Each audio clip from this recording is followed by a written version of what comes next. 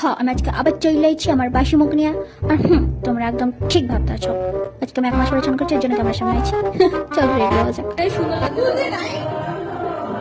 আর কথা হচ্ছে যে জায়গা আইনা সে জায়গা মেগা নাটঙ্কি শুরু তো আমরাও করতেছিলাম। তো চলো, আমি রেডি স্কুটিতে যাওয়ার জন্য চুলটা বেঁধে নিয়েছিলাম, কারণ গ্রামের রাস্তায় যে কতটা পরিমাণে সুন্দর হইতে পারে তারা আমাকে মতো গ্রামে থাকা মানুষরা বুঝতে পারবো। দিন থেকে সোজা চলে গেছিলাম গ্যারাজে ভাঙা ট্রাক্টর হইয়া, আর বাইরে আইছিলাম পুরো ল্যাম্বরগিনি হইয়া।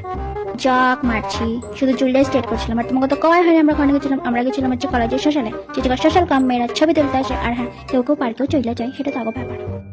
আর হ্যাঁ, মাঠে যেয়ে দেখলাম স্যার লেকচার দিতেছিল। কারে দিতেছিল ভগবান জানে, কারণ যে যার মধ্যে ছবি তোলা, আড্ডা মারা, খাওয়া, গল্প করা। আর কেউ তো একটা এই যে এনার মধ্যে রিলস বানানোর জন্য ভিডিও খুঁজতেছিল। এটা